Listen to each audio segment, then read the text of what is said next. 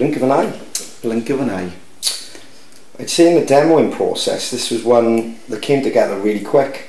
Yeah. Because some songs, how the band evolved, whether Shane sent over an idea, I sent over an idea. This was one where me and you kind of sat down in a room. Yes. And there was no real idea at the start. It was more like a melody line and the chorus, and then just shouting loads back and forth. Yeah. And we had the chord structure, didn't we? Yeah. It was just like go here. Keep going up. And then the next thing you know, we got to the end of the song, and then obviously, as you do as a writer, you kind of go back over it, kind of tie it up. And it's an interesting one because when you came up to the house and we started talking about getting the band together and actually taking out the road, this was the first track that you chose. Oh yeah, this was like the standout track straight away. I think I heard, when I came up the house, there was like 4 songs, and immediately this is the one I wanted to get my teeth into. Not just because I knew exactly where I could take it, but just, it was killer. You know, the hook was brilliant. Yeah, I was excited.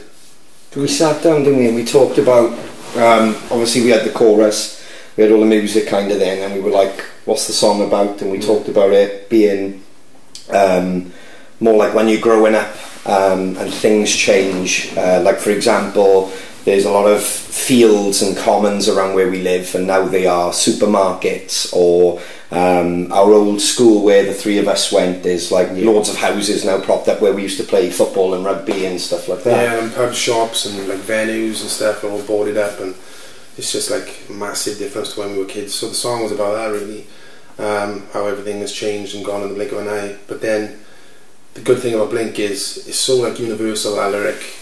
It's about time, it's about loved ones, relationships, and how it's like life is so precious and not taking it for granted. And so it's like it's become a bit of a, I remember like when we wrote about our childhood and stuff growing up, but then people coming up to you and going, oh, that song really resonates with me because, you know, it was a time when me and my girlfriend split up, or a loved one passed away, and then all of a sudden you're thinking, wow, this is really connecting and resonating with people. And so yeah, it's got that element of both sides really, what we originally wrote it for, but then it's like so universal. So it's a good one for me as well, quickly, because when you sent your version over, I remember playing it through my studio speakers, and my windows are really thin, and Lloyd was lurking outside, and he could just hanging around as he does. He was due up the house. I was just really excited because I phoned you. I was like, Shane sent it over.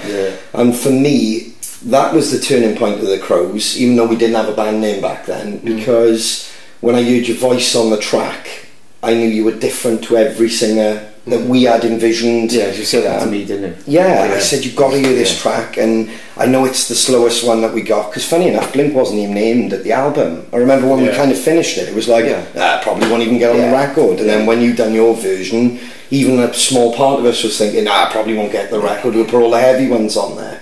So it's really nice to see how it's gone from there, right up to the point where, like you said, people are kind of taking it home, and people love it live, man. They just love singing that chorus back to us. So yeah, it's a killer track. I think it's, in 30 years time we're still together, that will be the track.